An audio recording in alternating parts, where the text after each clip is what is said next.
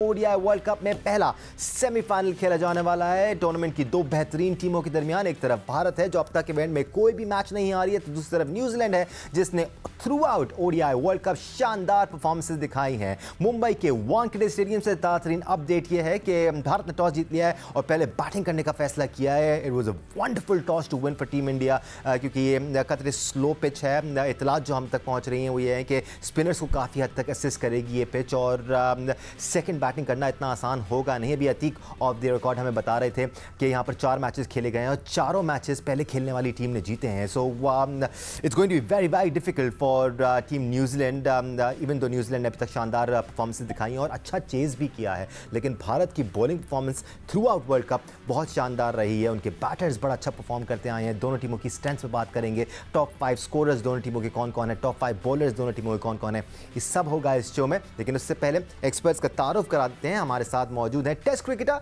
सिकंदर बख्त, साथ साथ sports journalist Atiq Rahman ने हमें स्टूडियोज में ज्वाइन किया हुआ है। उधर वीडियो स्ट्रीम के जरिए हमारे साथ मौजूद हैं टेस्ट क्रिकेटर अब्दुल रज़ाक और senior sports journalist Abdul Majid Bhatti हमारे साथ मौजूद है। Very lucky to have 2 journalist जो पिछले दिनों भारत में मौजूद थे और अब हमारे साथ यहाँ पर आ चुके हैं। हम टॉस पर जरूर बात करेंगे, दोनों टीमों की स्ट्रेंथ पर बात करेंगे।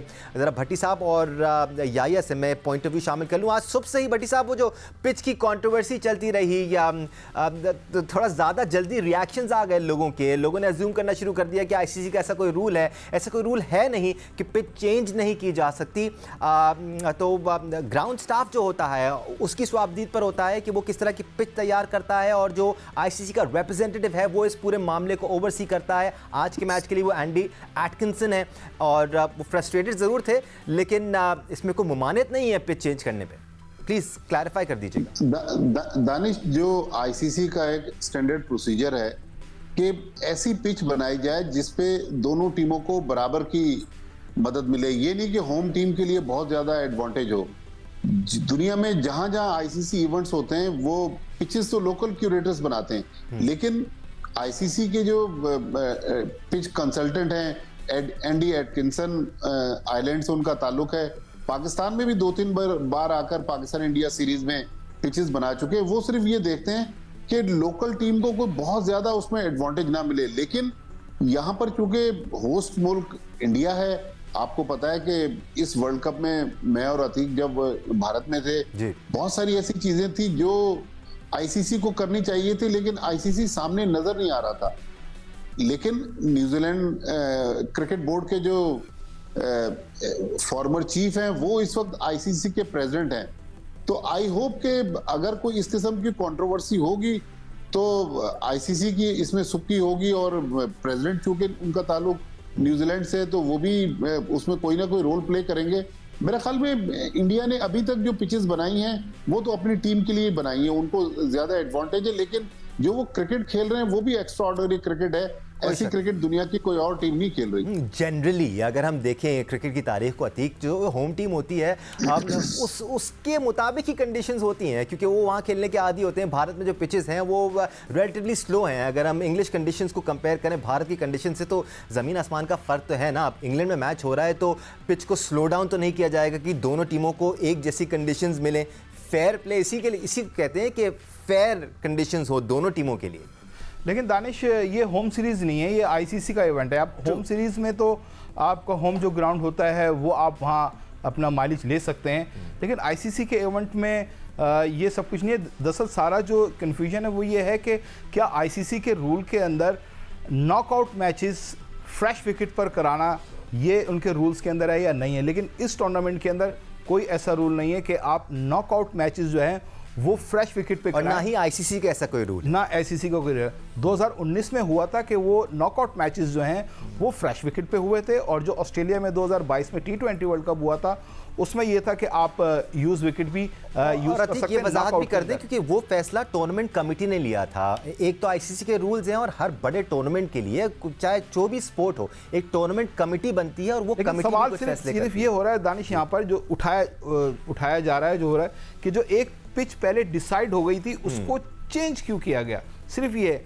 ये नहीं है कि रूल्स ये कहते हैं कि फ्रेश विकेट पर ही कराना चाहिए नॉकआउट मैच या यूज विकेट पर कराना चाहिए, इस पर ऐसा कोई रूल नहीं है। ठीक है, लेकिन जो क्वेश्चन मार्क है वो ये है कि जो एक विकेट पहले डिसाइड हुई थी उसको चेंज क्यों किया गया। At the end of the day Sikandar, दोनों टीमों ने इसी पिच पर खेलना है। दोनों ही टीम अभी तक throughout ODI world cup शानदार क्रिकेट खेलती आई हैं। It's going to be a really good match. मगर इंडिया का ऑब्वियसली अपर हैंड है, वो 9 में से 9 मैच जीते हुए, न्यूजीलैंड से 5 मैच जीता हुआ है। और सबसे मज़े की बात है कि यहाँ पे स्कोरिंग बड़ी हैवी हुई है। जो साउथ अफ्रीका इंग्लैंड का मैच हुआ 399 रन्स किए, फिर जब यहाँ पर बांग्लादेश के हुआ तो साउथ अफ्रीका ने 382 किए, फिर इंडिया ने 357 किए और दूसरी टीमें वहाँ तक नहीं पहुँच सकी। अफगानिस्तान और ऑस्ट्रेलिया का मैच 290 के अंदर यानी 300 के अंदर।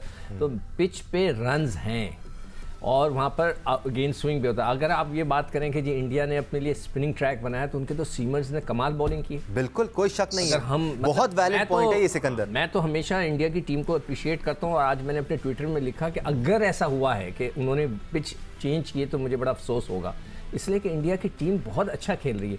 उनका जो पेस है ट्रैक है, लोगों ने तो ये भी कह दिया कि उनके लिए स्पेशल बॉलें बनाई गई हैं जो स्विंग करती हैं, तो ये भी कहा गया। मगर उनके बॉलर्स जेन्युइनली जो है उन्होंने बहुत ज़बरदस्त किस्म की गेंदें की। हमारे बॉलर्स नहीं कर सके, हम उनको वर्ल्ड क्लास समझ रहे थे तो हमारे तो बॉलर का मूव ही नहीं हुआ बॉल। आप भारतीय पेसर्स का जिक्र करें सिकंदर, जल्दी से उनके स्टैट्स भी हम दिखा देते हैं। हमने बनाए हैं टॉप 5 जो बॉलर्स रहे हैं भारत के, उसमें 3 उनके पेसर्स शामिल हैं। सबसे पहले आपको नजर आएगा वर्ल्ड क्लास बॉलर के तौर पर अब अपने आप को मनवा चुके हैं जसप्रीत बुमराह, जिन्होंने 9 मैचेस में 17 विकेट्स हासिल की हैं एट एन इकॉनमी ऑफ 3.56। ज़्यादा रन्स भी नहीं दिए उन्होंने throughout the world cup. Mohammed Shami ने 5 मैचेस ही खेले हैं सिर्फ और 16 विकेटें हासिल की हैं।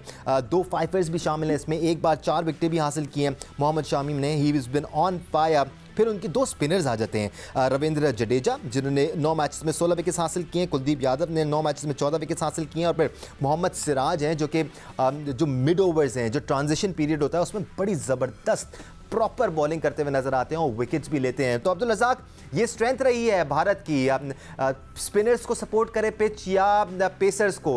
भारत की टीम ने अभी तक थ्रू आउट वर्ल्ड कप शानदार परफॉर्मेंस दिखाई है और इसको मानना पड़ेगा। डेफिनेटली दानिश, देखे अगर ये कह रहे हैं कि पिच चेंज हुई है, पर उसका देखे बेनिफिट तो फिर न्यूजीलैंड को मिलना चाहिए, क्योंकि रात को ड्यू पड़ती है, अगर ड्यू पड़ती है तो फिर टर्न खत्म हो जाता है, पिच और फर्म हो जाता है, थोड़ा सा फर्म मीन के बल्ले पे बॉल आना शुरू हो जाता है। और इंडिया की गुड लक देखेंगे भी, टॉस जीता उन्होंने पहले बैटिंग की है और न्यूजीलैंड भी पहले बैटिंग करना चाहती थी, जो कि पूरे थ्रू आउट में टूर्नामेंट ने देखा जो फर्स्ट प्रेफर करती थी बॉलिंग करना। और काफ़ी मैच हारने के बाद भी इन्होंने जो डिसीजन लिए थे पहले बॉलिंग करने के, तो इन्होंने यही कहा था कि हमने ही बॉलिंग का ही सोचा हुआ था। तो ये अब पिच जो है देखना पड़ेगा इस पे कितना स्कोर ये करते हैं, और अगर टर्न पिच में है तो फिर मैं समझता हूँ फिर न्यूजीलैंड को ज्यादा बेनिफिट मिलेगा। और बात फिर वही आ जाती है, जैसे सीकू भाई ने कहा कि सीमर बहुत अच्छा यूटिलाइज कर रहे हैं बॉल को, नए बॉल को, और कंडीशन के मुताबिक वो आपको ब्रेक थ्रू देते हैं, जिससे दूसरी टीम अंडर प्रेशर होती है। अगर इस मैच में न्यूजीलैंड के पास अगर प्लान ऐसा हुआ, अगर स्कोर अंडर 300 हुआ, तो अगर न्यूजीलैंड पहले ओवरों में 10 ओवर में अगर विकेट थ्रो नहीं करती तो इंडिया के लिए प्रॉब्लम हो सकती है। बिल्कुल, बड़े ज़बरदस्त अंदाज में न्यूजीलैंड ने चेजिंग एबिलिटीज़ दिखाई हैं, जो जिस तरह उनके ओपनर्स आकर रिस्पॉन्सिबिलिटी लेते हैं, लंबी इनिंग्स खेलते हैं, जिस तरह मिडिल स्टेजेस में केन विलियमसन आते हैं, फिर नीचे डाउन दी ऑर्डर उनके दीगर प्लेयर्स भी आकर बड़ी इनिंग्स खेलते हैं। तो New Zealand are know small team here. हम भारत की बॉलिंग की तारीफ कर रहे थे भट्टी साहब, न्यूजीलैंड के बॉलर्स भी कुछ कम नहीं रहे हैं। मैं ज़रा स्टैट्स दिखा देता हूँ, फिर आपकी तरफ आता हूँ, ताकि हम थोड़ा सा और बेहतर अंदाज में आइडेंटिफाई कर सकें कि न्यूजीलैंड के पास क्या स्ट्रेंथ है as far as the bowling ability is concern. Let's have the top 5 bowlers from team New Zealand as well. सबसे पहले आपको नजर आएंगे मिचेल सैंटनर। अगर भारत के पास अच्छे स्पिनर्स मौजूद हैं, सैंटनर ने साबित किया है कि जी वो किसी भी टीम को बैकफुट पर धकेल सकते हैं। 9 मैचेस में 16 विकेट्स मिचेल सैंटनर ने भी हासिल किए हैं, एक फाइवर भी हासिल किया है इन्होंने। Trent Boult has been superb, even though उनकी पेस अब 140s में नहीं रही है, 130s में आ गई है, मिड 130s में बॉलिंग करते हैं, but he has been spot on. 9 matches में 13 विकेट्स उन्होंने हासिल किए। मैट हेनरी ने 7 मैचेस में 11 विकेट्स हासिल हासिल किए हैं। लॉकी फर्गसन ने 6 मैचेस में 10 विकेट्स हासिल किए हैं और ग्लेन फिलिप्स जो कि एक पार्ट टाइम ऑप्शन है, उन्होंने भी 9 मैचेस में 6 विकेट्स हासिल किए। एक और भी इनके पास पार्ट टाइम ऑप्शन है रचिन रविंद्रा का। तो स्पिनर्स तो भारत के पास भी हैं भट्टी साहब, और इनके जो पेसर्स हैं, इनफैक्ट न्यूजीलैंड के पास भी हैं, और इनके जो पेसर्स हैं वो भी ऊपर से अच्छी बॉलिंग करते हैं। यहाँ पर शुरू में भारत की 1-2 विकेटें निकाल ली जाए तो न्यूजीलैंड अपने लिए ऑप्शंस क्रिएट कर सकता है मजीद।